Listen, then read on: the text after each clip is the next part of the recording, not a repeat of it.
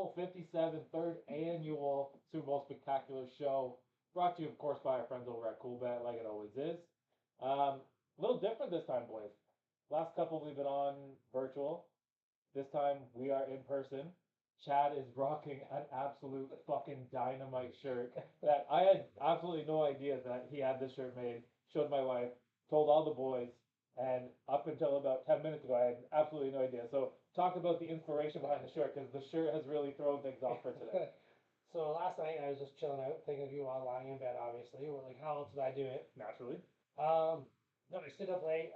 My biggest issue is, you guys will know I can't stay up late to watch a football game to save my life. I really wanted to watch the fights last night, so I cranked a coffee at like 9:30, and I was up till like 2 a.m.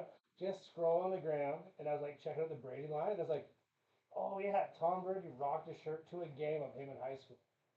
And then I realized I was not Tom Brady, so I couldn't wear my own shirt. Yeah. And I remembered how Kaz gave us the photo of you in high school, and I was like, fuck yeah, Kaz, you're a rock star. This is gonna be phenomenal. And I went and saw boy t-shirt time first thing this morning. Like they opened the gates, I'm like, man, I need you. And he hooked it up for us there, and that's how this happened. But yeah, so you can thank Tom Brady for being the inspiration for your t-shirt. Damn, absolutely electric. That, like, man, I don't know. If that doesn't get the show started on the right level, I don't know what's going to. Obviously, we're going to give a little bit of love to everybody throughout. Important to know, CoolBet's obviously taking good care of us. The boys over at the Rim Job Company hooked us up for some Caesars, which are much needed. This weekend has been a weird one. Plus, we got some hot sauce for some of the boys rolling through. It might get loud in here because there's going to be people in and out. This is a live Super Bowl party, and let's jump right in. First of all, what was the last time the top two seeds were even in the Super Bowl? Do you guys know? Can't name it. Not Josh's lifetime. Yeah. Not like Yeah. not when I was alive. You know, like these are the games that we wish for. It's been kind of quiet leading up to. There isn't like a serious injury, but both teams are so good. Both teams are smart enough to not talk shit about each other, which can't say that much for the 49ers players that are like sulking and licking their wounds right now about how they got robbed and screwed. But They were in the script. It's well, that simple. yeah, It was scripted a certain way, and and they went through 5 quarterbacks. And unfortunately, the script was like, wow, we don't like this ending. yeah, This isn't Disney, so we're gonna go this route. I think the script says that the Eagles are winning 37-34 if you believe any of the memes that are out there. Kelly says hi. Who says that? Kelly. What's up, Kelly? Kelly, what's up? Um, yeah, I mean, like for two top seeds to be there, awesome. Definitely the road that the NFL wanted. It's going to be a great game, but like I said, quiet, not a lot of injuries. Um, but weirdly enough, and you guys might, we all talk to different people, but like our circles somewhat overlap. I don't know anybody on the Chiefs now. Actually, I got one buddy that's in from BC. He's the only person I've heard that he thinks the Chiefs are going to win. Everybody else, all in on the Eagles. I was listening to Sports Grid Radio today. All the experts seem to be in on the Eagles. Like, that's scary, right? Well, I'm gonna give you a second for a thing because I've been saying for the last few days there, everybody's all on the Eagles. It's the same. Yeah. Everywhere I go, everyone's Eagles, Eagles, Eagles. I talk to guys who play football. They're saying Eagles are gonna win this game. I have this weird feeling that you're counting out Patrick Mahomes, and that's not a good thing to do, especially when the guy has played in 2 Super Bowls and won one. That is a scary thing. That is a scary thing, Shane. Yeah, I think it's crazy because like I'm riding with the Eagles. I think they are gonna win this game. Yeah. But like, the biggest issue I had was how do you bet against Patrick Mahomes? Like, I don't care who's catching the ball. He's gonna make plays. We know that. Oh, yeah. Like he played against a really good Tampa defense a couple years ago, Right. and they were in that game till the end. The scoreboard didn't show it, but like he made plays, and now it's like, does Philly have the recipe? And I think that's kind of the biggest bet, like how this is gonna play out, and what guys are gonna step up and make plays who aren't the guys, because that's who's gonna decide this game. And you have two top seeds. Well, and, like, you kind of play into Kansas City's strength with one of the Eagles' strengths, which is getting after the quarterback. Because if they get Mahomes running and Mahomes gets away, like, that's when he's going to make the play. That's when he makes the amazing, like, triple axle throwing behind the back of his head to like make like those are the kind of plays that makes Patrick Mahomes special. And yeah, I mean the front seven, they're deep. for the Eagles. I think it was 6 or 7 of them had double-digit sacks, which I mean that's unheard of. But if they can't actually get him on the ground and they just get him on the move, it could be a long day for the Eagles secondary. Now, I think that they're going to whip his ass. And if you've been paying attention to our cool bet parlay, you obviously see that we think some sacks are going to happen. And I'm not sure that Jalen Hurts is going to get sacked at all. So Patrick Mahomes might get hit 5 or 6 times today, and wouldn't surprise me if he drops the ball at least one or two of those. You don't think Chris Jones is gonna get to the quarterback today? Like, I think he's gonna get there, and I think their linebacking core is a little weaker, so that's where the Eagles are gonna have to take advantage. But man, I just think if you watch Chris Jones that last game, he was on a mission. I think he'll be there to do it again. Yep. So I would take at least a sack on him. Well, Chris Jones is going to get shit done. Frank Clark's going to make some plays. But at the same time, you have to respect the Philly run game so much. These guys can't just go chase quarterbacks. You just can't chase sacks, or else you're going to get exposed. This is how it has to be. These guys have to smarten up. They're going to have to do their responsibilities and play the right gaps. When you're running a zone read offense like the Philly does, you can't just sit there and chase cornerbacks because Jalen's gonna make you stupid. Yeah, exactly. And you know, as far as like the game plan for the Eagles, I would say, I mean, I'm not going to be the offensive mind in the offensive room, but I can scheme and understand what we're looking at. It's going to be a lot of read option, and it's going to be a lot of read option to slow up those two guys that you're talking about. Because after that, you start to get a little bit weaker on the defense for the Chiefs. I believe it's 11 of the Chiefs' 22 rostered defensive players are rookies. So there's going to be some puckered up buttholes. People are going to be making mistakes. Uh, Hopefully it's a good game. I mean, that's what I'm cheering for. Like, if I could just wear an NFL shield and go for like go football, I think maybe that's what I'm going for. For the first time ever, she's like, "Go sports." Yeah, athletics are neat. But I do think that the Eagles win. I think that they cover. I mean, it's not like it's a big spread. But the talent pool is just so different on the two sides. Do I think that Mahomes is better than Hurts? 100%. I mean, I'm not an idiot. But after Kelsey's better than Goddard, is there another position where the Chiefs are better than, like when you start weighing it out, like, is there a spot? I do think people do underestimate the Chiefs running backs. I know Pacheco's a rookie, so Sure. it's like it's a tough thing. He makes dynamic plays, and then another guy I think that's underestimated, Jedrick McKinnon. He Yeah. was good when he played for the Vikings. Like I watched the guy play. He was good. Most hyped guy of all time. Yeah. That guy got paid twice without having to play a game. But nobody talks about him anymore. He's just that like I remember Chad goes anytime touchdown McKinnon one week, and I was like, well, he's anything. Seven straight games with a receiving touchdown. Yeah. Exactly. He's the perfect third down back who's going to do well in a game like this because Right. they're going to be in a lot of like 3rd and 6, 3rd and 5 situations. And all I think about in my brain is like James White for the Patriots. Yeah. The year he had like fucking 12 catches for like, I don't know, 50 yards. Right. He just got first downs, moved the chains, and made things happen. Right. And that's what I think Jarek McKinnon's going to be in this game. Yeah. It's players like that make those Super Bowl plays that can help you win. Right. Also, shout out to the Beehive Sportscast because he's on here now. Boy, Joe Beast, who was here last year with us. Oh, the only Bills fan in Pittsburgh. Is Yeah, this yeah. How is this guy not a Steelers fan? He lives in Pittsburgh. I did like talking to him. We'll have to catch up with him for sure. But hopefully he's doing something big today. Yeah, man.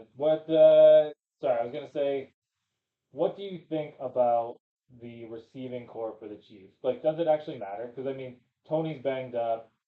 Juju Smith-Schuster got hurt in the last game. I think he's gonna play. He's a tough guy. He played through a lot of this stuff.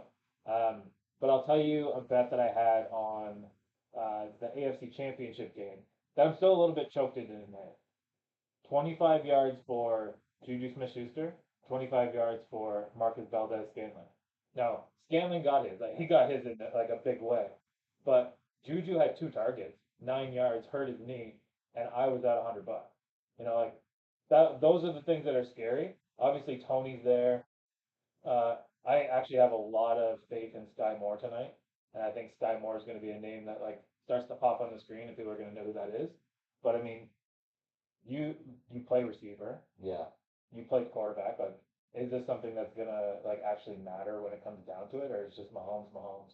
I think what the biggest thing is just knowing what you have and I think Mahomes is there now. They have guys that are gonna be able to field in certain situations. Mhm. Like, unfortunately, Juju's not burning the top off anybody. We know that. We know what he is. But I think guys like Tony and a guy like Sky Moore can absolutely fly. And then you're gonna take a shot there, which will open up those intermediate routes for Juju. Right. If you hit Sky Moore first quarter on a deep route, all of a sudden that safety's gonna take a step back. He might not jump up as quick as possible. Right. Even if you just take that shot, you don't need that hit. Just take the shot. You have to give those in. Like, you need Kelsey to sit in the middle. Mhm. You need Juju to sit in the middle. So you need to take those shots down the field to even let it happen, or it's not going to happen. Yeah. That, like, what would you do in a situation like, if the defensive line has their hand up, like assuming like in my way there'd be like a bar stool so I can't see what's in front of me. Like what would you do in that situation as a quarterback? To get around them because like if there's something in front of you and you have no idea what you're looking at, like, there's absolutely no way to like know where it's going, right? Liam, he's telling you to move the sign. Or the bar stool. Yeah, But yeah, no, as far as it goes, put it my way. he has to literally just take his repercussions for this. Yeah. A lot of those deep balls are pretty snap reads anyways, like as far as like you know that as well. Like, if I get a one-on-one, a man-to-man coverage, and I have a guy like Sky Moore who's running a sub 4.4. Right. Like, yeah, James Bradbury, great corner. Jerry Slay, great corner. 4.4 guys though. Right. And if I have to take my shot, I'm gonna do it. Right. And that's what's gonna make those safeties sit back a little bit more.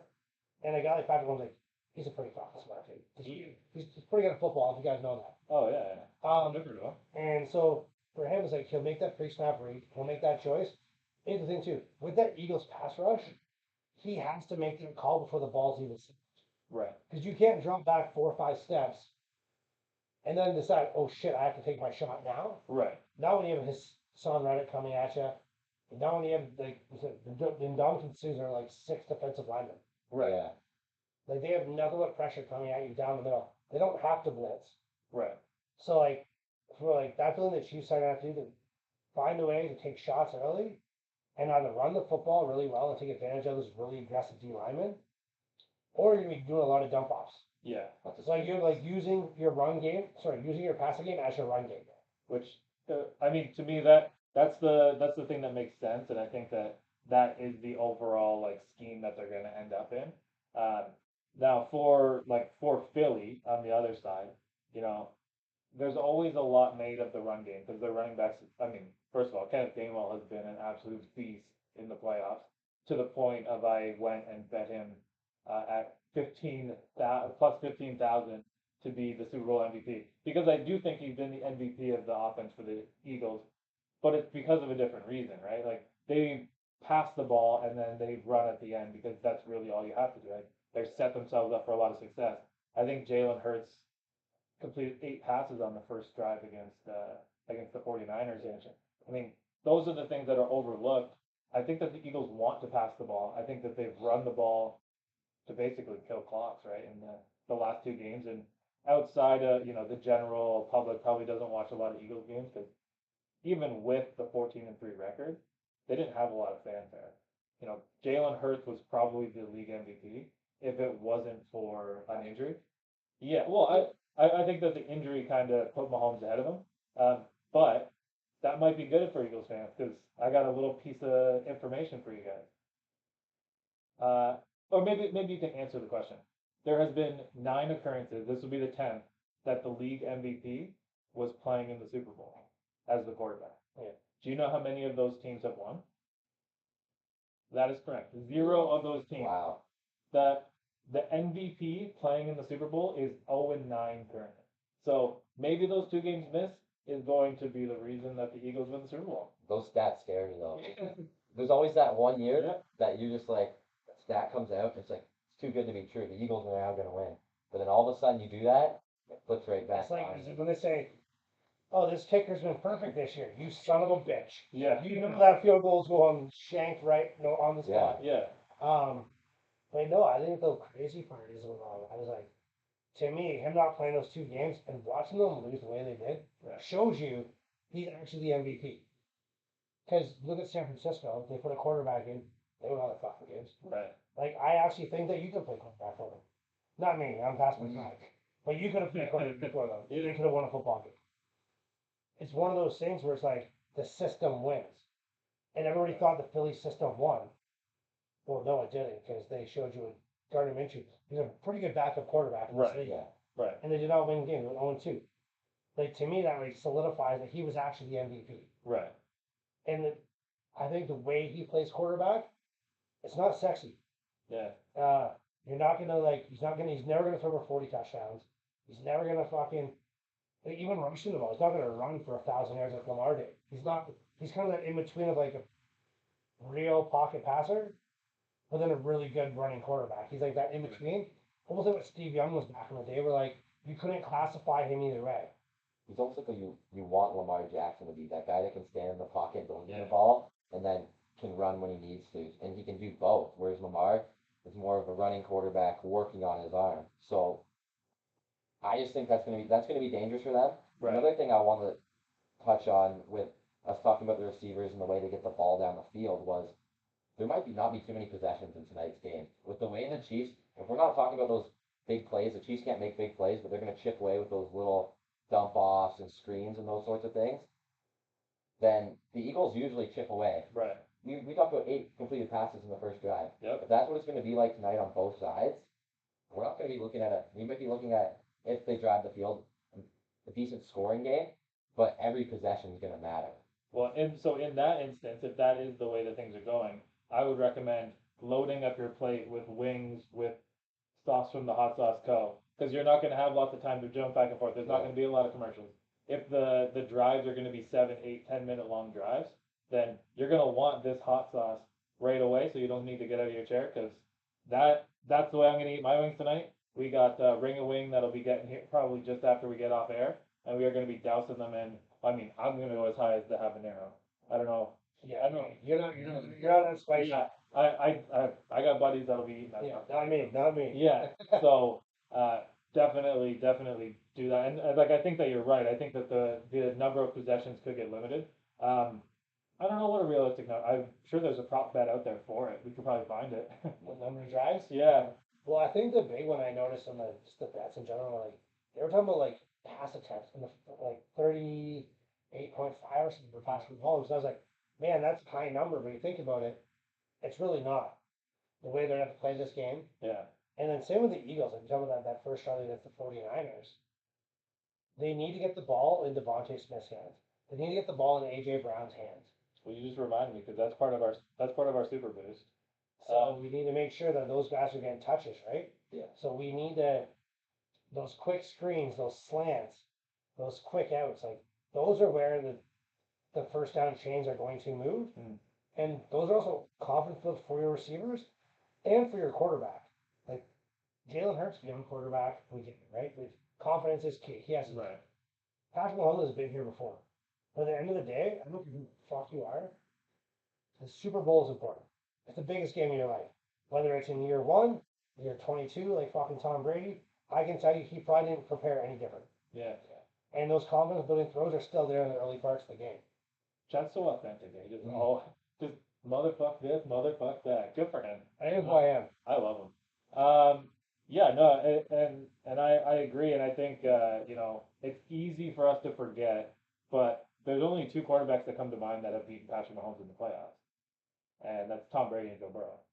Both guys that were pretty good, So can Jalen Hurts get himself? Why? Yeah, that's it, right? Yeah. I didn't miss one. Can Jalen Hurts solidify himself as the elite quarterback that people want him to be? This is the 3rd year of his rookie deal. They had to extend them. Yeah, like what you do in like 4 hours from now is going to set your contract for the rest of your life. If he wins the Super Bowl, like whether this guy's Joe Flacco or he's Tom Brady, He's getting 40. yeah, He's getting 40 million if he wins tonight. I think he's getting 50. If he wins tonight, he's getting 50. 50. I think it'll be a 50 average annual value. Yeah. He's going to get paid for sure. But if he loses, what do you think happens after that? You're just jumping topics already. Well, like, what's the flip side? Or Josh, Jesus Christ. But if we're talking 50 million, what's going to happen? Like, what happens after that? You top 50. If you lose. Well, if he loses, he's still getting 40. Yeah. Yeah. I think it's pretty clear. We might just jump right into it, Josh. Who's this game more important for? Is it Patrick Mahomes? Who's gonna like right now? They've already brought him into that GOAT conversation, Right. which is wild. He's won one Super Bowl, and a guy that I really respect, I know you too, Ryan Clark came out and said, "There's two ways that body of work works for GOATs." Right. Tom Brady took the slow approach to this. What he said. Yep. Never the big stat. Here's what he won. Patrick Mahomes has already won, but he's already blowing numbers out of the water. So even if he doesn't win, he's saying if Patrick Mahomes wins this one, Yeah. he's automatically put into that GOAT category because of where his career can go. I'm gonna just piss off Chad right now because I'm just about to make a take. I think that it is more beneficiary for Patrick Mahomes to lose this game, and the reason is I think that, and we won't get all the way into it. I think that if they win this game, one of the people that is very instrumental in his success will no longer be there. That could be a tease for later, and I know Chad like wants to kill me right now for even saying it, but uh, the game itself is more important for Jalen Hurts because Jalen Hurts isn't established. He still needs to get paid. If you go back to Mahomes' third year when he won the Super Bowl, they went into the offseason. They still continue to give him raises because everyone's getting more money on top of it. $500 million over 10 years. It's a lot of money, man.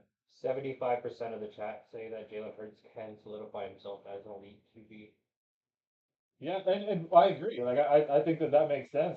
You know, like whether if you watched him in his rookie year and you watched him at Oklahoma and you watched him at Alabama, I mean, it's not the same guy. Like clearly he's worked hard enough to get to the point where he's at.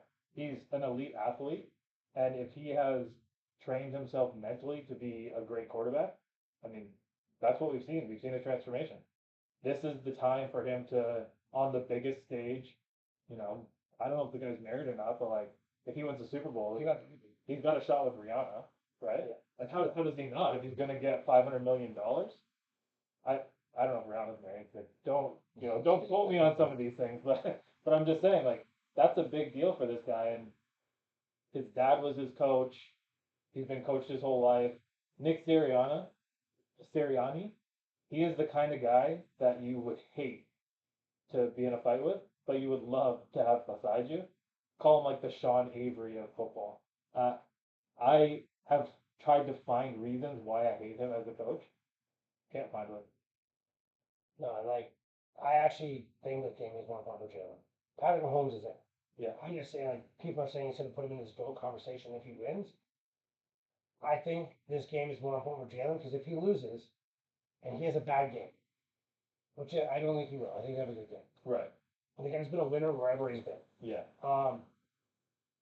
If he doesn't perform at a high level, there's only one person to point the finger at. They drafted this phenomenal team in Philadelphia. Yep. They put weapons all around him to succeed. Mhm. Kind of like we talked about what Miami did earlier in this year. Yep. We said we built a team to prove that the two is not the guy. Well, the two is like, oh fuck, actually am the guy. Right. When he knows who he is.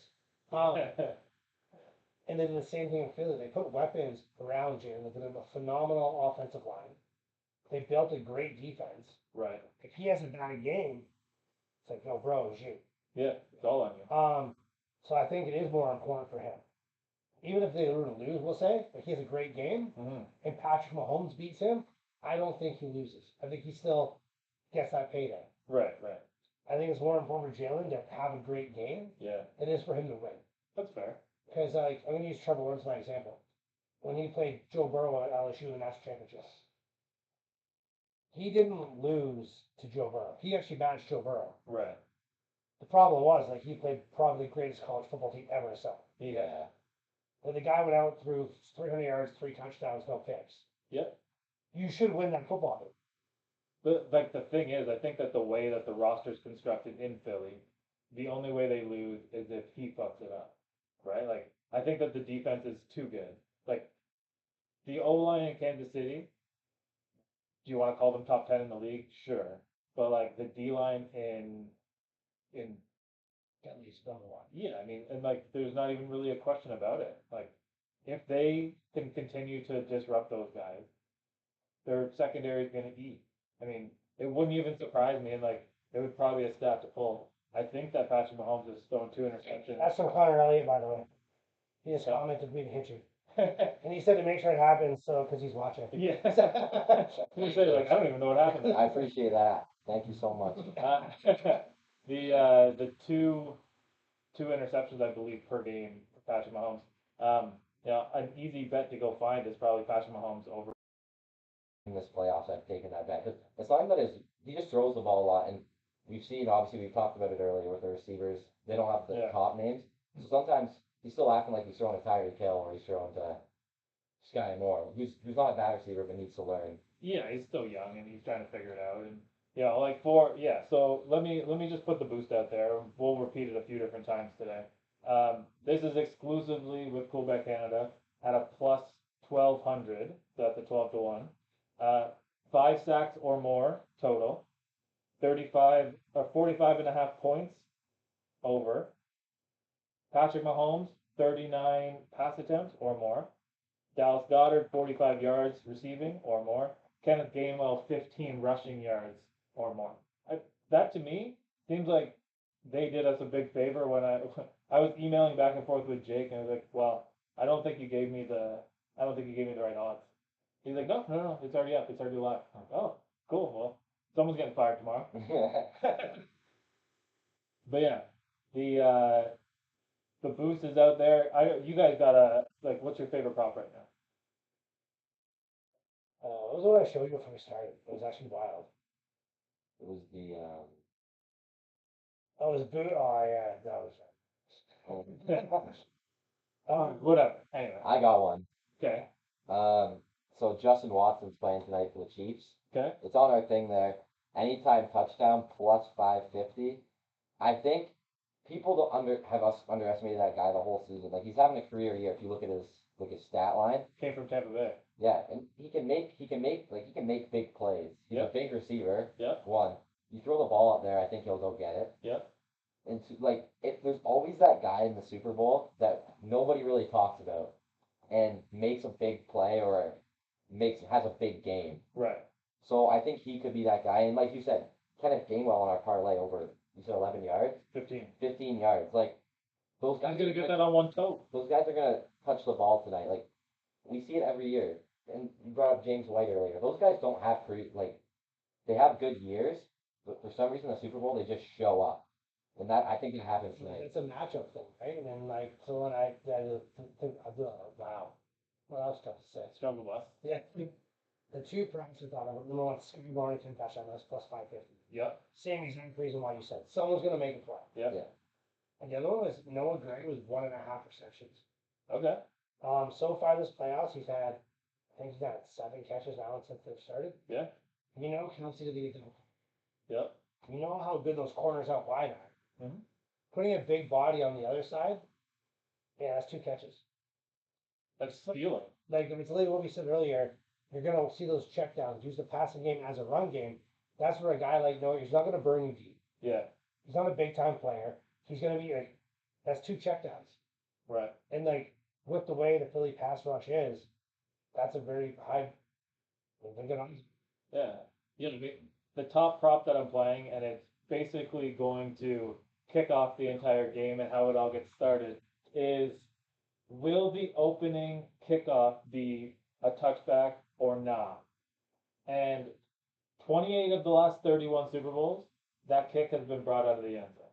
Now, there was a little bit of a hack that we were given last year, and it was was it the Pat McAfee show we heard it on? Hey, we heard it on. It's our first Super Bowl show. Yeah, we heard it on a different show that I don't even remember what year it was, but that sounds right. This is the only game where the ball is pulled directly out of the box. No one has a chance to rub it down, break it in, anything. The first time it's kicked is off the tee. It's the only time that ball is used. It goes directly to Canton, Ohio, right off that. So that means nobody knows how stiff that ball is. You don't know how much air is in that thing.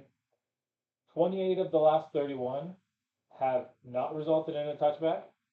I think it's stealing money. I got this thing at plus 150. You yanked it. You sent me the yanked. Yeah. He was pumped. And today, just before we came on, I checked it, and I believe we were at plus 110. So you still got value on it. an easy way to dictate how the rest of your day is gonna go. If that thing gets returned out of the end zone, we are throwing live bets like crazy. If not, we're probably just gonna sit there and pout for the first quarter. But either way, It's one of those things too, like on top of the ball being brand new, doesn't fly as well, you can't use it how you need to. yeah, If I'm a kick returner in the Super Bowl, I'm fully aware my chances to make an impact on this game are slim. right, Most kick returners don't get every play down. right, You might go in the odd formation, you might be in a sub pack, you might only get 4 touches, you might only get 1 touch. Yeah. Listen, that might be the only time you touch a ball in the Super Bowl, but you've waited your whole life for it. exactly. I can tell you right now, unless I'm 8 yards deep, my ego's running the ball out. No, even at 8 yards deep, like your back leg, the only thing that's stopping you is you probably stepped out of bounds. Like, You're still shooting out of that thing. it's at plus 115 right now. Okay. Yeah, perfect. Plus 115. So lots of value at Coolback Canada right now on that one. That is literally going to dictate the way that the entire Super Bowl like live betting scene goes for me. Something that I want to happen, and this isn't like you can't bet on this because it's a future. I would really like for Kansas City to be the team that gets the ball first and they score first, so that I can go back in and just absolutely hammer the Eagles. Because at that point, you're probably going to be able to get the Eagles at like +3, maybe +3.5. I love that. Anytime you can get plus money on them is going to be good news. Kenneth Gainwell to get his work definitely matters. I think I have a parlay somewhere where he needs to get 5 touches. I think that's that's stealing, like I said. Um, we kind of teased at it earlier. Now, we were talking about who this game matters more to. Does it matter more to Mahomes? Does it matter more to Hurts? And I said, I think that Mahomes doesn't want to win because he doesn't want to lose this person. Um, Not a player, but a coach. Andy Reid has been coaching for 25 years, 25 plus years that I can even recall as a fan between the Eagles and the Chiefs. Put numerous other coordinators into head coaching spots.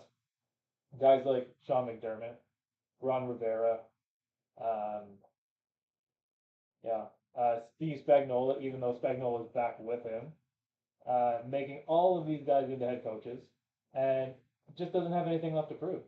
Winning another Super Bowl and being able to win that Super Bowl against a team that he spent majority of his career with, I think might just that might just call it. I'm not sure if you saw, if you've been watching any of the sound bites and those sorts of things from the week. I know there hasn't been as much hype like Yeah, this week as there usually is, or what we want to see.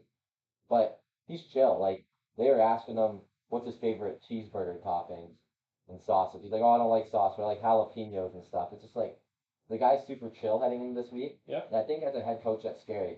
I haven't seen much of Sirianni, and it's his first Super Bowl.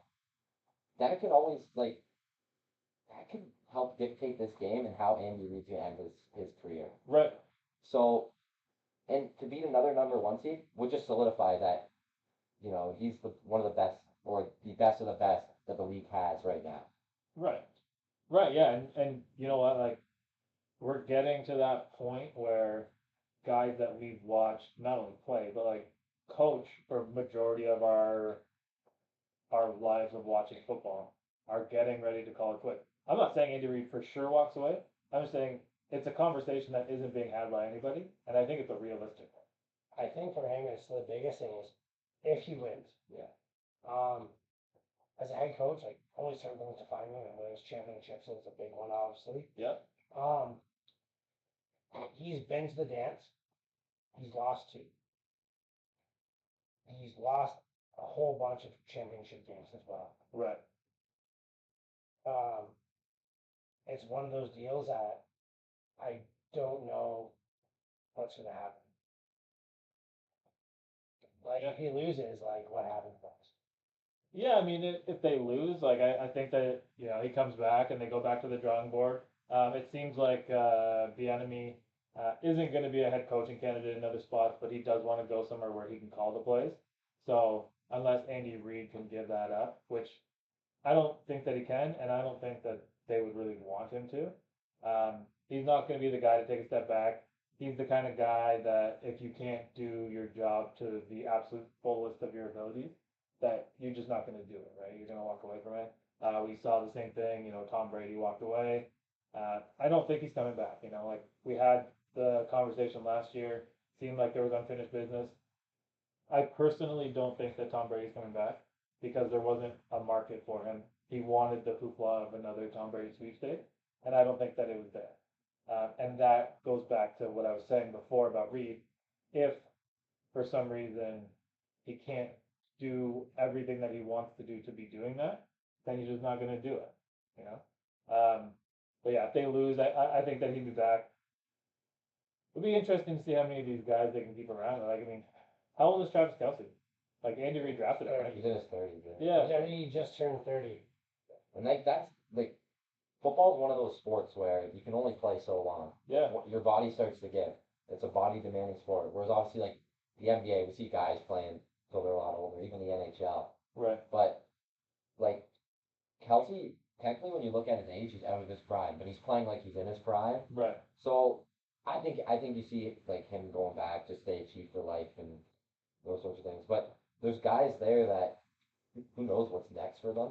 Right. And man, like even like we brought up Chris Jones earlier. Like I don't know Chris Jones' age, but there eventually has to be a point. Like is he under contract? Is he paid? I don't know for sure. Yeah.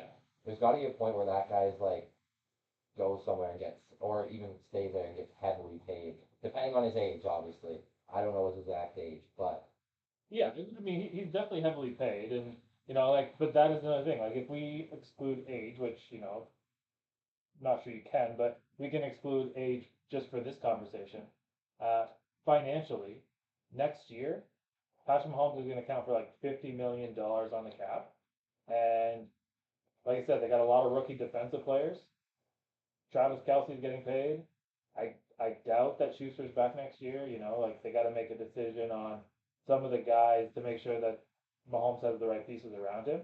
Um, where they continue to pick in the draft isn't really suitable to get the high. Like they're not going to get Jamar Chase with the 31st pick. they're not. Yeah, they're not going to get a guy that's going to come in there. Like you see these like talked about Sky Moore earlier, those sorts of players. Right. Yeah, they're like good draft picks, Yeah. but they take a little longer to develop. Whereas when you have a quarterback like Patrick Mahomes, I mean your window is big, but you want to win now. So you need to bring in guys that have proven themselves. I'm not sure who's going to be a free agent. We'll have to see in the next coming weeks, receiver wise. But like they're really going to need someone to be a number one because in my opinion they don't have a number one right now. Yeah. Schuster's a good receiver, but a number one currently in this league is I don't think it's him. And it's hard to find number one receivers. Like it's not easy. Yeah. But the Eagles have AJ Brown. I would almost consider if like Devontae Smith a number one. Where he was drafted and what like I mean his output isn't as big as it should be. But that's when you have other talented players around you. Right. If he went to a team like say that take Christian Kirk out of it and he was on the Jags this year, you telling me Devontae Smith's numbers wouldn't be as a number one? Who knows, right? Well, the way I'm going to come in is look at Cincinnati. T. Higgins has potential Yeah. to go somewhere and get paid, just like Christian Kirk did. Oh yeah. So you think a team like Kansas City, I'm knocking on that guy's door. Yeah. Yeah. What will it cost me to get me T. Higgins? T. Higgins is an upgrade from everybody on your roster. Yeah. I think it's just a pretty simple thing to like watch for, and like what you're gonna do because you need to take that next step, especially like you're gonna go against some teams with some really good defensive backs. And tonight is gonna be that prime example. Yeah. And like I'm gonna use Philly as my example here. They went out and got a receiver, Right. and like they drafted Devontae Smith, and they still were like, like we need more. Right. Tennessee obviously didn't want to pay AJ Brown the money that AJ wanted. We know that. Right. And they said, cool. You don't think he's a one? He'll be a one in our system. He's worth that 22 million to us. Yeah. And look now, they're the next one up. Right. It's that kind of how it went down, right? Like, is what do you value as a number one receiver, and who is the number one receiver in your philosophy? Yeah. And that's just it. And like the T Higgins conversation, like it makes a lot of sense.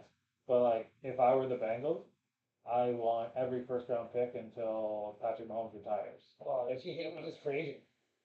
No, this is I think they have to trade him in his like contract or whatever it is. So Is this his? I think he's like I He'll think be it's hitting in the 1 year year. four. Yeah, Oh, he's one of the years there. Okay. so he's due for an extension if they want to extend him, but now would be the time that you get maximum trade value Okay. for him. You get a one for him. I think you get a first round pick for him if the team likes him enough. Like, where's Kansas City picking? 30. 1 or 2? Well, yeah, 31 or 32. yeah, exactly. So So yeah, like, if that's the case, then yeah, I call it 1. yeah, but the thing is, like, I wouldn't do that if I was Cincinnati. Like, I would rather lose him in free agency than give him to Kansas City. And they would also maybe look at an NFC team before they'd even just Exactly. to look at an AFC team. Well, that's the thing. Like, I'm not gonna trade anybody to. Yeah, Yeah, Like, and like, yeah, you're not in the same division, but the games that matter, you're gonna be playing T. Higgins. And like, let's be real. If you look at the AFC quarterbacks, and we talked about this a week ago, yeah. Patrick Mahomes top of the list. Joe Burrow probably number 2. Mhm. I think Josh Allen has not fallen out of the number 2 spot. Yeah, We'll at 3 or 4, we'll say. yeah, Justin Herbert's right there. 100%, Trevor Lawrence is gonna be there. no doubt about it. I heard And if that. Lamar stays in the AFC, like as much as like we like to rip on him for like not being a true traditional quarterback, he's Just- gonna He's a talent. he's gonna keep the Baltimore Ravens all right there. We suck. Like Like, they're- you know what I'm saying though? Like he's Yeah. gonna like I'm not saying that like he's a top 6 quarterback, no. But he's gonna keep the Ravens right there every year if he's on the field. and I like them right there, like getting knocked out in the wild card round or like Well, missing out on. I don't want to play him in the first round of playoffs. I do. He sucks in the playoffs. It's a gimmick, man. And gimmicks worry me when it comes to playoffs. Yeah, You play them twice a year. You guys have the fucking blueprint. yeah, that's fair. That's fair. Like, you gonna give the blueprint to the Chiefs or the Bengals, Yeah, the Browns, and the Ravens. Yeah. Like, you could fucking go in there like this, hey guys, this is what we're doing today. yeah. I've watched enough of these games. John Harbaugh? Jim Harbaugh. John Harbaugh literally does the same shit over and over again. You know what you're going up against.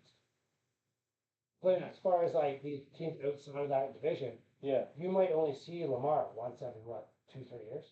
right. So yeah, I don't want to play that guy.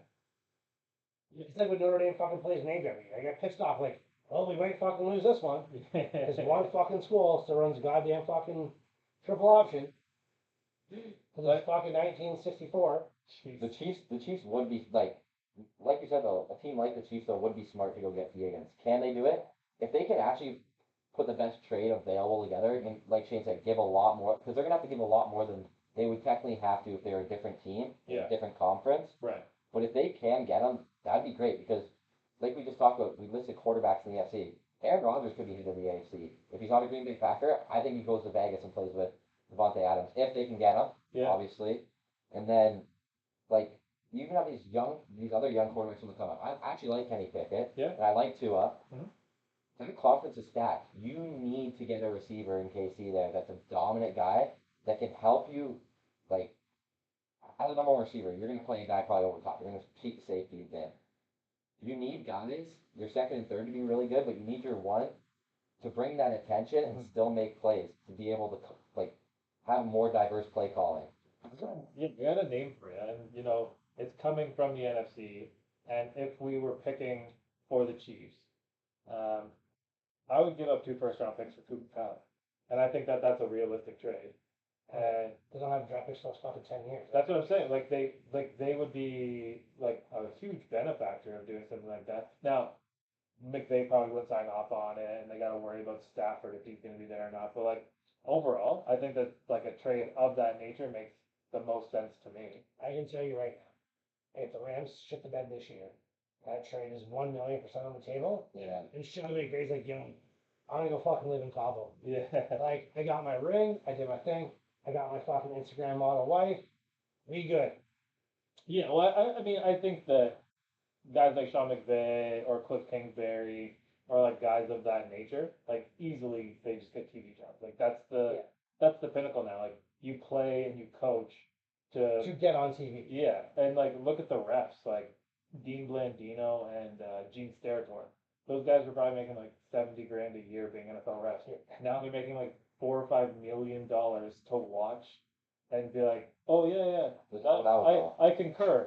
That wasn't a catch. Yeah. Oh shit, my fucking TV told me the same thing. Yeah, you know what I mean? So like, I know enough of the basic rules that if I watch a video replay where like literally you get a fucking satellite from outer space to tell me if it's a catch or not, it wasn't a catch. yeah, exactly. And like overall, the off season's the off season.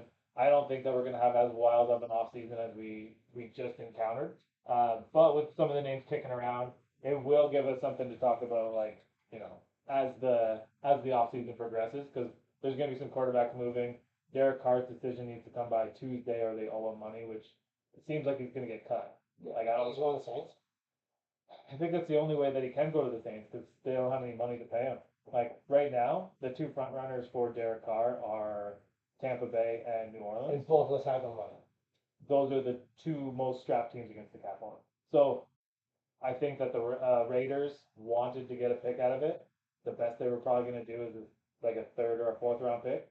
Carr's not going to sign off on any of the teams, because the teams that are willing to offer it aren't the teams that have anything that he wants to go play with. Yeah. So they're going to be eating that money, and it wouldn't surprise me if Derek Carr is on one of those like team friendly deals with the Saints, like a Jameis Winston, like 1 year, 12 million, or like maybe 3 years, like, and they back end the hell out of it.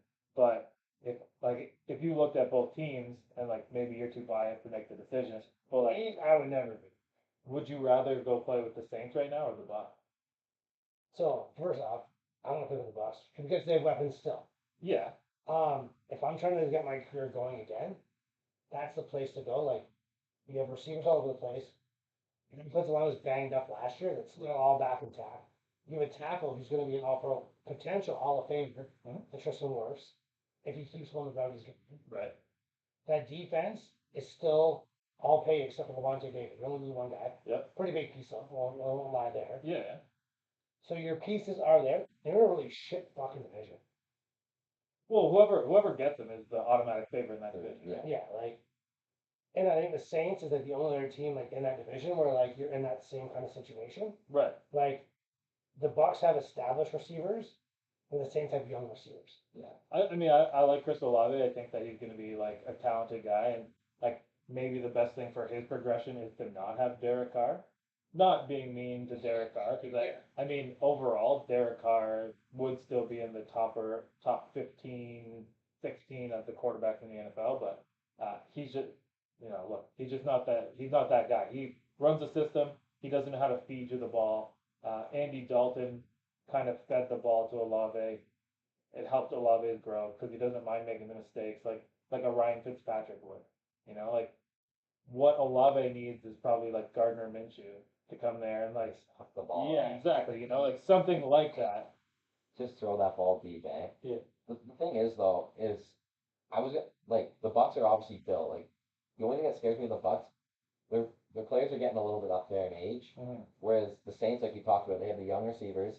Kamara's still not like he's still pretty young when it comes to the NFL. He's not as a running back. He's still, I would say he's middle aged in the pack. So he's just hitting that prime spot. Sorry? Alvin Kamara. He ain't going to jail, so. Yeah, well, He we'll see. did a couple things he wasn't Hey, supposed to do in he's the allowed to offseason. play this year, so let's go with the fact that hopefully he'll play next year for them. And then their defense is good. Like they have a good secondary with Lattimore. Like top, I would say one of He the top. plays Four. 2 good games a year, and it's only No. against Hey, Easy break. he's a guy I would say that's can cover a one though. Yeah. You can also be putting a one on that team. Who knows? The Saints definitely need some like work at keeping players though, because we look at Gardner Johnson that's playing on the Eagles tonight. Yeah. That guy's had a career year, but he played good for you, so why don't you keep him? So that's where I would say the Bucks are more built right now, just to like go right away and play. If Derek Carr wants to be like prove himself and like really take a team somewhere, then go to the Saints and be on that proving deal for 1 year, and then get yourself a contract. Well, I was saying, like, fuck proving it, man. Like, it's win now. You have a team that's a playoff team. Yeah, Like, I'll tell you right now, I can't even say these fucking words. Derek Carr is a better option than Tom Brady was. yeah. Just more because of age. Age. And Tom Brady was, like, with that offensive line depleted last year, Tom played scared, man. But, like, you think about it, you have Mike Evans, can still play football. Chris Godwin can still play football. Cameron Britt, good tight end. You have Leonard Fournette. You have Rashid White's pretty good. Sheep White, yeah, the kid we just drafted. Like, we have guys that can play football. There's piece there for a quarterback to be successful. You lost your center. He didn't play. Your left tackle was in the system the whole year. And you lost a guard. That's not gonna happen 2 years in a row, man. If you're Derek Carr, I'm like, I'm gonna go where I can succeed. There's only two places. Tampa and New Orleans. That's true. I believe that. Yeah. And for me, it's like, why would I go to a place where like every piece is already in place? Because you can go to Tampa and probably pay for, I don't know, do you think he's worth 40 million? I don't. Yeah, I mean it's tough to like. No, he's not worth it, but yes, that's kind of the market value for like his. Like mediocre quarterback. Yeah, like that's kind of where he falls now, right? Like the situation the Bucks are in is like they either need to like find a way to get themselves one of the guys in this draft because like I think that if the Bucks could eat a year, like C.J. Stroud is going to buck the trend of Ohio State quarterbacks that suck. I think that he's gonna be good, but I also think that Bryce Young is like a real guy in the NFL. Like he is Tua but right-handed, and hopefully has like the appropriate size helmet. Yeah. Like that to me, I think that there are some guys that are coming up in the draft, but I don't think that the Bucks are in a position to wait for a guy to fall in their lap. They need to go and get a veteran, because of whether it be poor planning or they just didn't want to do that to Tom and bring in like a guy because Tom doesn't play next with others, right? Yeah. He just doesn't. But even when you look at young Mike, when I quarterbacks, say that. Yeah. we often forget about like a guy that they invested in the second round a few years ago, Kyle Trask. Yep. He's still gonna be there. Like How's his progression? I honestly haven't followed anything. I've honestly heard good things about it. Okay. Like if Brady did come back this year, obviously they were looking at like Gabbert or him. Do you Yeah. think they would have played Kyle Trask? Maybe Right. the first week they would have played Gabbert. Gabbert would have probably like stunk. They just threw the ball 12 for 18 or whatever, 100 yards. And then the next week you go, okay, we're gonna put the young guy in. He actually played well at Florida. Like he's Yeah. a competitor. He's a guy that you can put in there that I think can do work. Right. Will he become an good NFL quarterback? Too early to say. I mean, Yeah. we watched him in the preseason, Right. but it's a guy that I think you can trust. Put in there, knows the system. You have a guy that knows the system. Right. If you brought in a guy like Derek Carr and he were to fail, then that's the perfect scenario to go in. If not, like you said, you bring in if you can, you might even have to trade him depending on what happens in the draft. You might. I don't think you will. Right. Like even a guy like Will Levis too. He's. But I think even if you draft C.J. Stroud, you play Kyle Trask Right. because there's nothing wrong with playing that guy that knows the system first and then moving on type of deal. Yeah, I mean, Trask was supposed to be a guy, and like we'll I'm sure we'll have like a ton of time to evaluate like the Bucks quarterback situation Yeah. and like where they're gonna be, and we kind of lost because we're all dummies. Like we kind of lost focus that there's Jim played close to the biggest game of the year. yeah. Apparently there's a big game tonight. For the and- script. Yeah. That thing is long gone. We started at topic 1, you went to topic 6, and it was over. Yeah. And for getting things back on track tonight, and you look at like top to bottom, what are we talked about the skill positions and how basically Kelsey and Mahomes beat Goddard and Hurts, but like where else can you find an advantage? Like I mean you're on the Chiefs, so pick the advantage of eliminate those two guys. They've already won their matchup. But Yeah. where else are they going to find the advantage? Because it's not just going to be the two of those guys that matter. Like, and if one of them gets hurt, like it's over. That's it. I'm going to tell you the most important play in this game right now is Isaac Pacheco. Yeah. Jared McKinnon, we know can catch the football. We know that. We're not going to sit here and bang a dead horse. That's what he's there for. Catch a football, make a couple of quick plays. He doesn't run power. He doesn't run between the tackles. Jared has to be that guy. And the only way the Chiefs can contend in this game is by him running the football. Right. Laugh at me all you want. I don't care. I'm laughing at you because you said you weren't going to bang a dead horse. Which I don't even know what that means. Yeah. Me too. I'm not gonna have that right now. I'm not gonna do that. But no, I think like if Pacheco doesn't get at least 12, 13, 15 touches like in the backfield, Right. I think the Chiefs are in a lot of trouble. And unfortunately, on his end, I don't think the O line can make those plays for him. It's gonna have to be him making a play. Right. He's gonna have to make somebody miss. He's gonna have to get to the second level, probably on his own on 2 or 3 plays, and that's what's gonna end up. Like, that's the only way the Chiefs can stay in this game because no one respects the run game, Right. which is crazy because like he had a pretty good year. I guess he was a rookie, Yeah. but he had a great year, and but he has to be the guy. Like, is he better than when he was backup? I don't know, but it is on him to make plays to at least be on par with them. Right. That's fair. And when you really like break it down, like the pressure is on the Eagles to be the ones making the plays, right? Because like they are the more talented players. It's hard to imagine the Chiefs being an underdog, but like they are in the underdog role. Mahomes is really good as an underdog. Yeah. They've I believe 18-6 against the spread is what his record is as an underdog, which like amazing that in his 4-year career that it's only happened like that many times. But Yeah. all the pressure again, like it just goes to where the Eagles are. The Eagles defense is good, but you get a blown coverage here, a blown coverage there. You're gonna get exposed, man. Yeah, like for like Jalen Hurts, like the pressure put back onto the other side. The Chiefs are going to play too high safety. It is literally up to you to decide if you're going to run the read option or if you're going to have the ability to like dink and dunk around and like AJ Brown, great route runner. Devontae Smith, great route runner. Dallas Goedert, probably the third best tight end in the league once you get past Kelsey and Kittle, right? Yeah. But all it's going to take is you hold the ball a little bit tighter, you spray one up, and you make an early mistake, and then things are going to spiral. Pressure can be a privilege in certain situations. This isn't one of those situations. So if they lose control of it early, or some of the guys that are the more talented or younger guys lose control of the game early, I can tell you the Chiefs aren't intimidated. Like there is no way, shape, or form that the Chiefs are going to be intimidated. They are going to wait in the wings.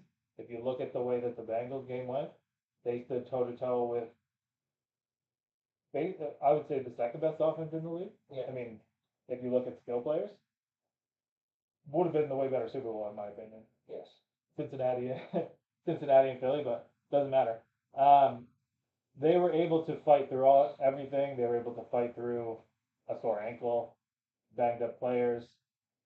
Obviously, a stupid penalty like got them the win, but the Chiefs are not they're not afraid. And being a 1.5 point dog, I can assure you that Andy Reid has used this in the locker room and has continued to even probably just on a whiteboard, like drawing where the line's going. You guys opened as the 2 point favorite. And the world doesn't believe us. Yeah, the world thinks that you guys suck so much and they are gobbling so much Eagle dick right now that there was a 4 point swing in the spread. I don't know, guys. Anybody else? Like, maybe we shouldn't even just play the game. Maybe just give them the trophy and let's just call it a year. Yeah, it's a weird situation. And when we're talking about the game in general, I think people are gonna be surprised about the Chiefs like depth tonight. Right. Because we talk about all the star-studded players the Eagles have. Look at like obviously we just talked about the receivers and the running backs and those sorts of things. On defense, side of the ball, yeah, the Chiefs are gonna be really young tonight. Hopefully they're hungry. They play with hunger. Yep. But on the offensive side of the ball, they got three decent running backs. I know Chad knows lots about Ronald Jones. Yeah. He played for the Bucks for a while. He's not a bad back to have your third guy. It's wild the fact that he's the third back. Yeah. I think that's the craziest part about it.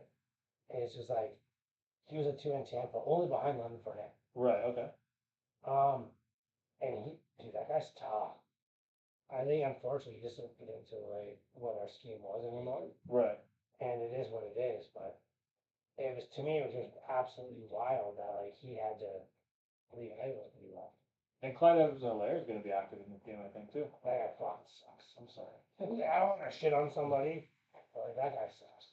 But he's a first round pick, and I mean, like, how much is he going to play? Probably not a lot, but if he gets a couple of touches here and there, he is a guy that's played in the Super Bowl before, right? Like he would have been on their They team. do have. He won them. He won because he won national championship and won a Super Bowl. It's scary to play a team with that when you Yeah. can just roll it and like we're saying, those guys. There's gonna be guys that come and make plays tonight, and that's why I brought up Ronald Jones because Chad knows more about him than I do, and I think if he gets a touch or two, he can make some sparks happen, and that's where this game's gonna be won is the depth of the teams. Chad knows it from football. You know it from football. Everyone that's played football knows that yes, there's 24 guys that start, but if you need to have, I would say, okay, 55. If you have 55 really good players, then obviously whatever. But yeah, if you have guys that you can bring in, because there'll be injuries. No doubt. You've got to have guys step up, and I think the Chiefs have the guys that are in behind that they can bring in and not see as much of a dip. Whereas with the Eagles, you see you see one of those two big receivers go down. Who's that next guy in? I don't even know who it is. And I think that this isn't a shot at Jalen Hurts by any means, but Patrick Mahomes is doing what Patrick Mahomes does. Well, I would say it was like maybe if you're a great wide receiving core, maybe a B minus Right. on a high end. If the Philadelphia Eagles lose somebody, where does that grade on that receiving core go? Right. Like if you lose AJ Brown or Devontae Smith, where are you at? That's what it comes down to. Yeah. No. They'd be screwed. Just like Wise Watkins is we'd going to be be your screwed next without- guy. Yeah, that's who it is. Yeah. Quez Watkins. we'd be screwed without this lovely Caesar mix that we're gonna get going here. Because our friend over at the Rim Job and Meat Rub Company, you might have to look at his website and be careful with your Google searches because a couple of those things could come into different opportunities. However, Do not click on images. yeah, do not click on images is correct. Definitely has his little Valentine's special going on right now that says give the one you love a rim job this Valentine's Day, which I think is absolutely hilarious. Phenomenal marketing. Hilarious. This guy is a legend and he hooked it up. And we got this tube to give away to somebody. I think we're gonna give it to one of the guys that shows up here because I know a guy that would really get a kick out of that. But yeah, go back. I didn't mean to cut you off. Well, it's okay. It's just one of those. Liam pointed at the board. Third best receiver in the team, getting a rim job. I see where it goes. Yeah. Um, Priorities. yeah, I think that's where the Eagles could be in trouble. I guess that's the best way to put it. Yep. Who on your team is going to step up? Listen, the Chiefs, they've been doing this all year long. Mm-hmm. They've battled injuries. They've had guys step up. Who's going to make a play? And as far as it goes for Jalen Hurts goes, do you have the dogs in your locker room who are going to make dog plays? Right. Yeah. And that comes down to Sirianni being what did you instill in the locker room? Because you need those guys, not the top 12, not top 24. Who's guy 25 to 40? Who's going to make that play? Yeah, that's where the Gainwells come in handy, and Boston Scott, and it's like Zach Pascal. Like all those guys are those are names that you've heard throughout the playoffs, names that you might have heard from other organizations that have come in. Gainwell, I think he was just like, let's go here. All right, Our first guest is here. Eagles super fan has arrived. But yeah, that's why I was so eager to put in that Kenneth Gainwell MVP bet because somebody that's not one of the big guys is going to make a play. Big Dick Kid. It should be Jalen Hurts that's getting the MVP if the Eagles win, but why can't it be Ken? Why can't he score 2 touchdowns and have 100 total yards and get the MVP? I know. You never know, right? This is why we watch the Super Bowl. We watch the Super Bowl because, okay, we bet a lot of money on it, but There's $7 billion being bet today. yeah, but there's always crazy things that happen. Who would name Kenneth Gainwell as Super Bowl MVP? That'd be crazy. I know Shane would be going crazy. Yeah. Our Twitter would be absolutely destroyed after that. But cool. I think the way it was down is prime example is you said James Wynn's my example earlier. Yeah. I can there's guys like that. If you're not a quarterback, who's going to make a play? Yeah. The greatest quarterback that ever played the game was in that game. Right. and James White took it over. It's that simple. And then like you're gonna I don't think a defender can ever win the MVP again. I'll be honest. Last one was Von Miller. Does he win it? Yeah. But that's one of those that's one of Who those got it last top year? 24 guys. Cooper Cup. Okay. Like, that's one of those top 24 guys, right? So it's like, who can be the guy that's not one of those make a play? It has to be a running back to get it, Right. to win an MVP. Because we talked about this earlier, talking about MVP picks, and my biggest thing was for a receiver to win an MVP, that means a quarterback from the ball. Right. And I'll tell you right now, if it's on the Chiefs, Patrick Mahomes is winning. Like, I think if they're in the Eagles, like AJ Brown, Devontae Smith, Kenneth Gainwell, like that's a guy that could win the MVP. And no disrespect to Jalen Hurts, you're not Patrick Mahomes. Right. You're not a household name. Like you're not on Madden. Like you know what I mean? Like Yeah. like you look like you got like Patrick Mahomes got the biggest contract in the NFL ever. Ever like my wife doesn't watch football. She only knows because I talk about 24/7. Right. But she knows who Patrick Mahomes is to look at. Jalen Hurts, who's that? Like you know what I mean? Like Yeah. just one of those things. So I think in the Eagles, like that's a real thing where somebody else could win the game. Uh-huh. Yeah. Win the MVP. But yeah, like from the Chiefs, like it's gonna take. I think I'm using that as a Pacheco or Jerry McKinnon, like the Boston runner to like take over that game. Yeah. Take a couple of checkdowns and make something happen. Because if the ball leaves Patrick Mahomes' hands, he's getting the MVP. Right. Well, yeah, and that's just it. And like we obviously we're gonna make our game picks, but we've made it pretty clear, and I mean that's gonna come in the next 20 minutes or so. But to support what you're talking about, and you're talking about who's gonna win the MVP and who needs to step up, like we've given hypotheticals, but what is the actual pick a logical person that's gonna win MVP and is gonna end up boosting the team that you want to win over. Let's see with Patrick Mahomes. So the only way that the Kansas City Chiefs win this game is Patrick Mahomes has to be the best player on the field the whole game. So what's his stat line look like to win the game then? 3-0 touchdown interception ratio. Okay. And probably on and it's gonna sound crazy. I think he has to only pass around 250. Island's a 300 range because if he only goes for 250, that means they ran the football. Yep. Yeah. And they won, but they didn't run in a sexy way. Yeah. They extended drives. They got first downs. Mm-hmm. They on first down, they got 4 or 5 plus yards. Yep. Put them in position to succeed. Yep. But when it came to the red zone, that's when he did his thing. The play actions, the trick plays, the Eric Bellamy's, the Andy Reid, the brain comes in. That's when they win the football game. Right. And I think the only way the Chiefs win is Patrick Mahomes does Patrick Mahomes things, and Andy Reid coaches survive. Yeah, and like I'm gonna say coaching is definitely gonna dictate it, and there's no doubt in my mind Andy Reid is a better coach than Zaren. Like whether we call that because it's been 2 years versus like 30 years, just overall I think that he'll be the guy. Like if you had to rely on one. He also doesn't get a job without Andy Reid. Yeah. I mean, it's called spade a spade.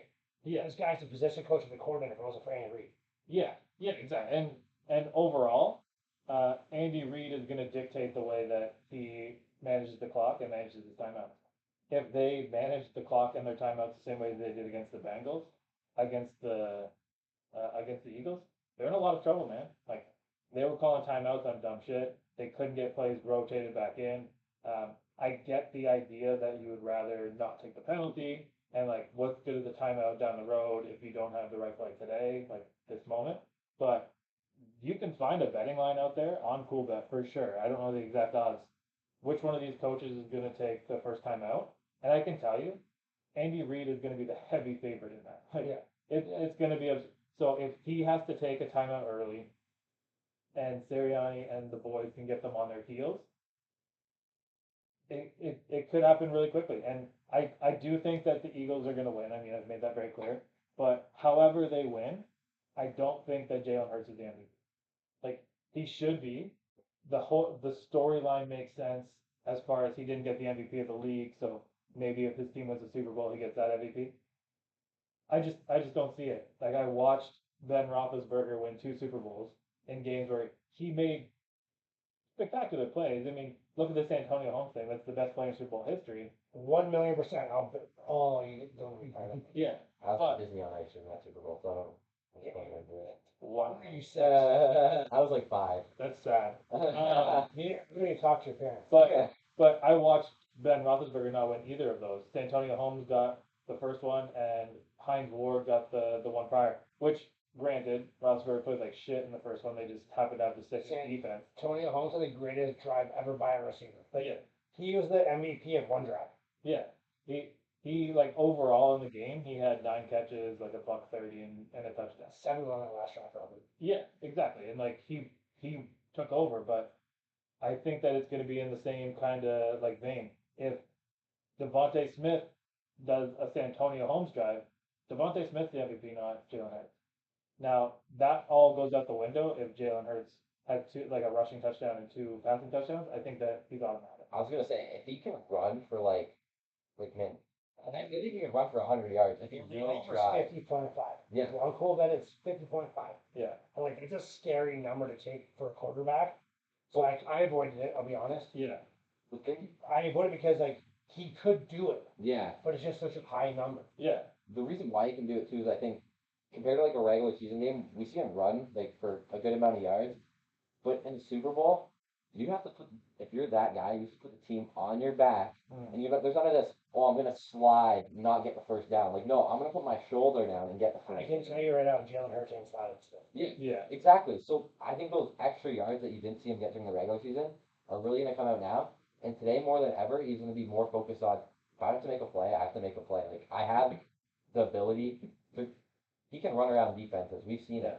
In a big game, it's time to put on, a show and let's make something happen. I think a stat line I was coming up with is like if he throws like let's say he throws 25, 26 completions, which is like I would say a decent number. That's a lot for him, but Yeah, for a lot for him. I think that's So like reasonable. Yeah. 20, like he's in the 20s there, Yeah. and he throws so let's say it's 26 for 30, 38. So not a bad percentage. Yeah. He throws a touchdown or 2 with 0 picks, and then he runs for at least over that 50 yards. I'm gonna more say he's in between 75 and 100. Okay. And I personally just think that could happen tonight.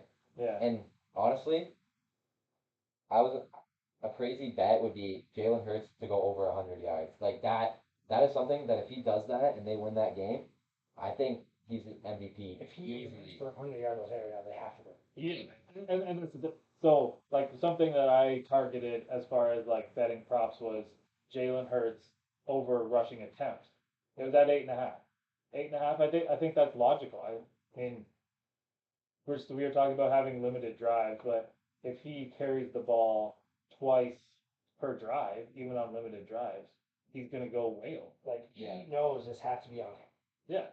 And he's played in the best systems. Right. Like he played for Nick Saban in college and played for Lincoln Riley. 2 very good offensive minded coaches who let him be him. They never once said, hey, don't run the football. And the dude's built like a fucking fullback. Yeah. That squat's 600 pounds. You know what I mean? Like, he's going to make plays. So it's just one of those things where it's like, when does he make the play? Right. Yeah.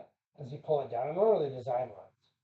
And I think that's the part that, like, throws people off when it comes to betting. Because if it's a designed pass, it sometimes is an attempt. Right. And so as an bet goes at 8.5, I didn't know it was that low. Yeah. 8.5, I can talk about. I can think of it. I thought that was being on like a 10-ish mark, and then that's a bit high. But if you think about it, he pulls down 3. They're doing these 5 shoot attempts. Right. To get like design runs, and he's gonna probably think of all these twice. He's gonna pull them down. There's 2 sneaks slanted minimum. He pulls down 3 already at 5. I think a kneel goes down as an attempt too. So I don't know that for a fact. That'd be sick if it does. yeah, if you want to Google that one, yeah, that'd be sick. Because that might change a whole lot of things if they're up. Like that could be 3 rushing attempts. Yeah. And I honestly don't know if that counts as a rushing attempt because like you're giving yourself up. I'll tell you, what, That's the kind of same thing. it counts as yards because I lost a bet once. Yeah. So. In Shane's basement, I lost a bet with Ben Roethlisberger. So a kneel does count as a rush, but would be a negative yard rush. Perfect. Yeah, we're talking attempts. We're not talking about yardage. So Did I ever tell you the story? that's good. No. Ben Roethlisberger was plus 1.5 yards. Oh god. He scrambled once. He got Sorry, it was 0.5 yards. It's 0.5 yards. He ran for like 2 yards, 3 yards. I was fucking pumped. This motherfucker. He kneeled down 3 times and I lost my bet. That is a ruthless way to lose your bet. Yeah, but you know what? That means the Steelers won. Yeah, he was the happiest guy in the room. That's the thing though. You were just like, don't need, just Yeah. dive And in. when shit happened, I was like, no. Like slowly, like death by 1,000 needles. Like that's really how it went down. I was like, I can't watch this anymore. Well, like He's the happiest guy in the basement. you remember the 49, well, you know, the 49ers and Chiefs Super Bowl. Had a great night though. The Patrick Mahomes rushing total was 30 or 30 and a half. And going into the kneels, he had 45. But he lost 16 yards because instead of just doing the 1 yard thing, he took it, ran back, and ran off to the side 3 times. And people lost their bets on that. I mean, luckily at that point, I wasn't into the degenerate state of betting on props yet. Like we were with Cool Bet, we were like messing around with them, but we were still thinking around with like the stuff that we could understand. I don't know, man. That would be like one of those like I hate football things, but Yeah. I will never take rushing yards on a quarterback again for that reason.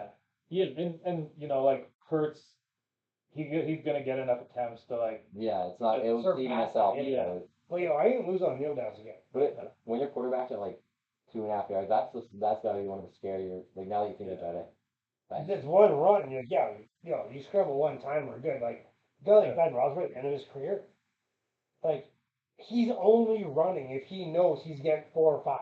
Yeah, yeah. Like, he's not running for 1 yard. like fall forward, buddy. Fall forward.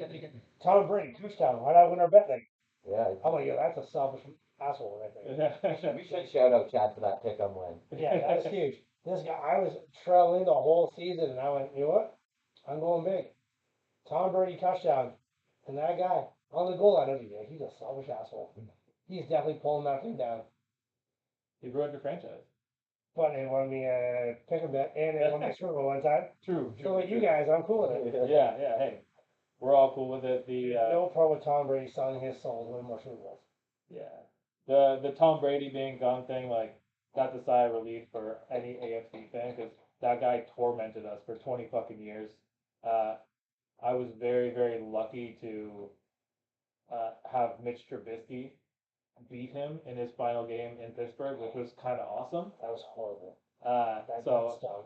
so a nice way to go out there. But it kind of took me back to like Bucks Steelers again because they only play each other in each other's home stadium like every 4 years, right? So a young Josh Freeman beat like one of the best Steeler teams of all time, and like Mike Tomlin like lost his shit over it. You remember the Mike Evans touchdown? It was anyway. It was good redemption on that, and the fact that Tom Brady was included in it was awesome. So the last time I rooted against Tom Brady, he lost. So that's fun. Lucky for me. We got roughly 10 minutes left. Let's uh let's add some more to what the game is we've been talking about. I mean, what haven't we covered, Josh? Like, what do the people need to know going into tonight? I think what people need to know is I think it's gonna be a very well played game. I know people are talking like the Eagles. That's the hot take coming from Wait, from the hot sauce. The game's going to be good. The game, but a lot of times we come in, we're like a lot of people are saying the Eagles easy winners. Yep. I think there's things that both teams can do to win this game, and it's gonna be out of the ordinary. Hmm? So like when I said Jalen Hurts to get 100 rushing yards, like I actually mean that. Like as much as it sounds crazy, I think he could do something like that. And then on the other side, I think those, Worth a sprinkle. yeah, exactly. And I think there's other like, especially on the Eagles, not the Eagles, the Chiefs. There's guys that are gonna make plays tonight that nobody is ready for. Hmm? That makes this game different than people are expecting for the Eagles for the way the Eagles to go. Hmm? You're gonna have players for the Chiefs really do something that I'm not even say the Chiefs are exactly gonna win. Right. There's a chance they win this game. Obviously, there's a chance either team wins this game. But I think Eagles fans and Eagles supporters tonight that maybe put a lot of money in the Eagles are going to be surprised about, a little nervous to start off. And like you said, if the Chiefs score that, whoever scores the first touchdown, I'm betting the opposite team. You're probably gonna get Yeah. less money Yeah, for sure. and just ride it. So can't wait to watch that tonight. All right, so Josh broke news. Either team could win tonight. Either team could win. I could win. That- That is where it goes. I already gave my plus 550 bets. Yeah. Now I'm just gonna say this game. We're gonna have fun and no one gets hurt. Yeah. Good for Go sports. Yeah. I think what I see of this game is that I think if the Eagles win, Jason Kelsey says goodbye.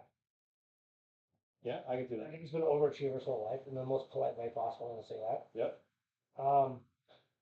He's taking on like this new role as like he's now in the podcast thing. He's like, you're not gonna be in media somewhere.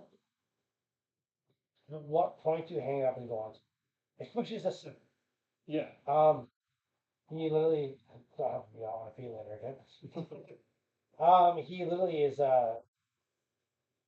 personality and like offensive linemen you get no love, especially in the TV world, because like they're not famous. If you're an offensive lineman who will know who you are, it's one of two reasons: you're the best at what you do, or you fucking suck.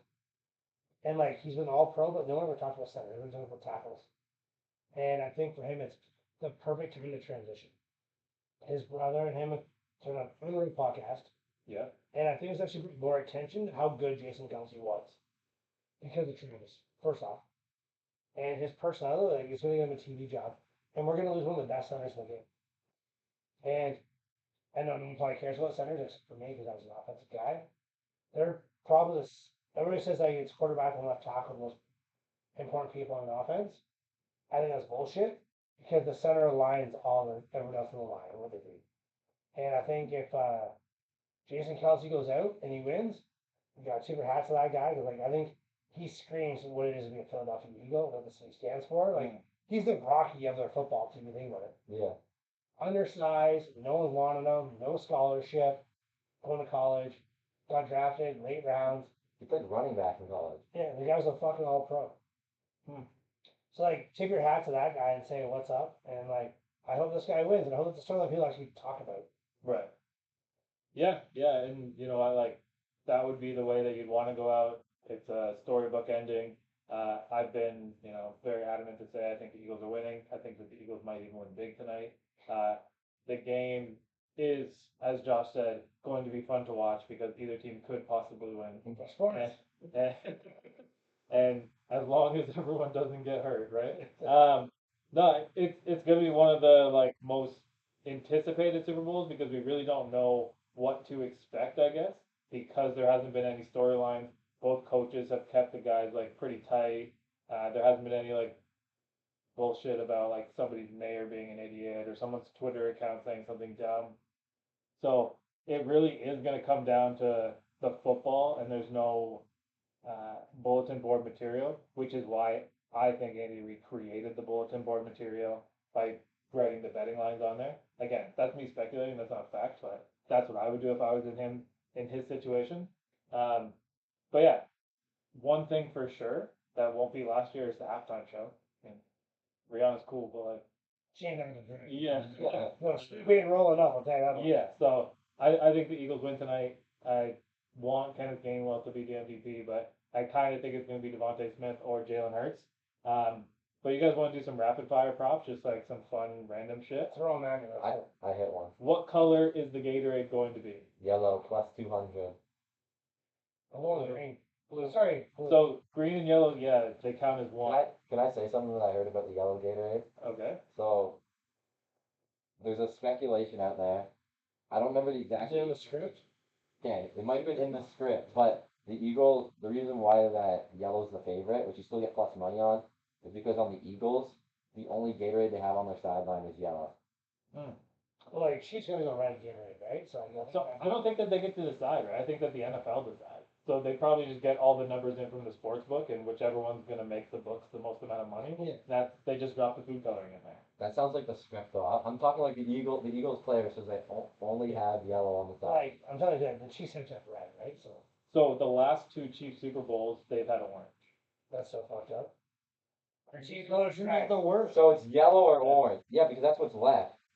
If they had blue, if they had blue on the or yellow Okay. with orange on the sideline, the blue and yellow is gone by the end of the game. What's your best? Orange still- What's your favorite Gatorade flavor? blue? I actually like the Gatorade Frost that I was drinking earlier. It's like a turquoisey kind of color. What about the OG? Pretty good. What about The the OG OG? Gatorade. OG. What's your OG Gatorade? OG Gatorade is yellow. Yeah. Yeah. Yellow while I was playing baseball was always. Who's that? Who's orange? You're so wrong. Oh yeah. Yeah. It's, You want to do it now? that's why your voice sounds like that.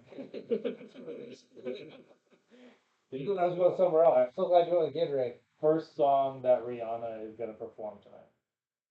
Diamonds. I think I just look at the song names and I'm like Diamonds because like it's a Super Bowl, like the best of the best playing each other. And Diamonds like one of the best like stones. So that's what I'm thinking. I'm going old school. Pond the replay. Okay, yeah, I like that, but I'm gonna go with Needed Me because everyone is making a big deal about how she's been in hiding for like 6 years, and I think that's what she's gonna come out with. Needed Me, and then right after that they're gonna jump into Run This Town, and Jay-Z's gonna come out.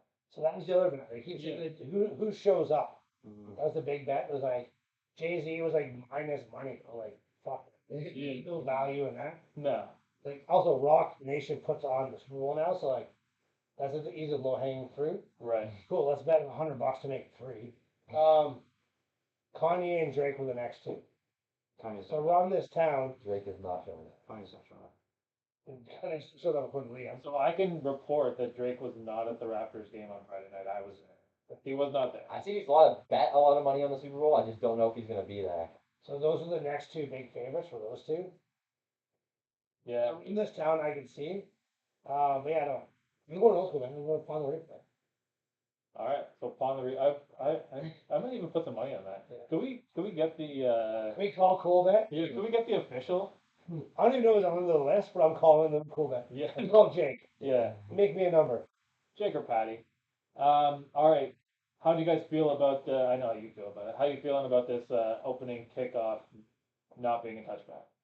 From playing football, I just know how like the first kickoff, there's so much like energy, like even on the sideline. Mm-hmm. So I feel like as like a special team that's out there either on kickoff return, they're gonna want to take the ball out. Like Unless that thing was out the fuck. yeah, that's the only way. Yeah. Because You can't be a bitch on that, man. Like, No. you might only catch the ball one time. and then the kickoff team's just gonna be like talking shit all the way down the field. Like they're gonna run, they're gonna be like You're going to call it a bitch. yeah.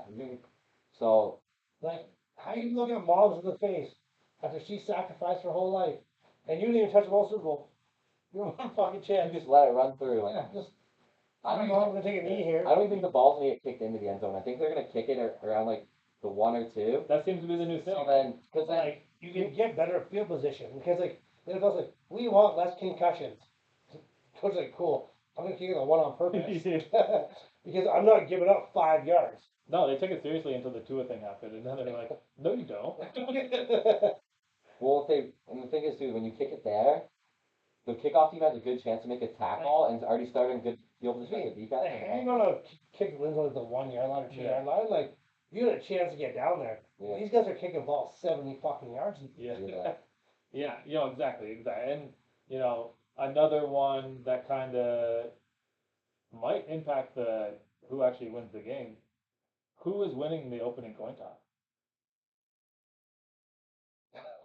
It's running the Paul versus the Eagles. If anybody heard that outside the house right now. Yeah. Yeah, I'm gonna go. Like, they're deferring regardless who wins it. If I were the Chiefs, I don't know if I would defer. Just take the But ball. actually, you know what? If I was the Eagles, I would definitely take the ball this time. Dude, that's a big dick energy. Set the tempo. Yeah, you got it. I've never been Showing faith in your offense. Yeah. I've never been one to like, I'm gonna defer. I'm like, you're a bitch. Yeah. Like, that's my first thing. Like, That's what he always says. He's like, never defer. He told me, no, first time I ever got pushed ahead, he's like, I'll never defer. if you give me the toddler, give me the fucking ball. See what happens. All right. So who's winning the coin toss again? So I got personal there. I'm gonna go Chiefs. Well, that would line up because the last 8 teams that have won the coin toss have lost the game. Sick. Nailed it. Josh, you think the Eagles are gonna win it? I don't know. I think it's Yeah. gonna be a tails. That's what I do think. but I don't know who's gonna. I can't pinpoint a team. It depends who calls it. So Also, you can say 50-50 kind of bet. yeah. Yeah. Checking your math skills. Yeah. You know, the sad part is you thought about that for a second. There you go. All right, national anthem going over under, and then we'll get the hell out of here. What is it at now? Last I saw was 207. 207 for the time? I thought it was at 121. No. Oh, Cuba had it at 109. We're Lane? yeah. Bro, they're saying like the last like 5 years is over 2 minutes. Yeah, I'm going over then. Over that. It's over. I thought it was 207. I said, Who's doing the national anthem? I didn't even look. Chris Stapleton. Yeah, he's a country singer. Yeah, he's gonna drag that thing out. That guy made Tennessee whiskey 10 minutes long. Yeah. I mean, that's the only song longer than Runaway from Kanye, right? Stairway to Heaven. Yeah. Yeah, look that up, Liam, right now. Like, there's no way that is like 1 minute long. Cause I saw the last. 109 to minute 30. Minute 40. Oh, he's over that for Like 109 seconds. Or they Not a threatened minute. his life just betting. Yeah. Yeah, exactly. And all right, well, any final thought? Any player that somebody doesn't know their name right now that you want to put out there and look like the smartest guy tomorrow? Because you're not going to be a dummy for taking a quick shot. I think I already put Justin Watson's name out there, so I'm just gonna stay with that one. Okay, I don't know. that's all right. I'll do it for both of us. I think that everybody knows Sky Moore's name tomorrow because he's Mike Tomlin's son's best friend, and he is an electric player. He is a guy that's going to be a huge part of the Chiefs' offense next year, and I think this will be his coming out party. Lots of fun to get together today, hang out in person. This is our first live in-person Super Bowl show, third annual. But let's sign off. Everyone get out there, enjoy the game, bet responsibly, drink responsibly. Do not drink and drive. Blah blah blah blah. You know, like all the fun stuff that you're supposed to say at this point. Make sure you go to the website and buy Shane's t-shirt. Yeah, get that. Moose Knuckles come free. I will autograph it. Limited You know, print, problem. limited print. Big shout out to Coolback Canada for hooking us up. Obviously, the boys over at the Hot Sauce Company and the Rib Job Company wouldn't be here. Couldn't do this without you guys. So we appreciate the support.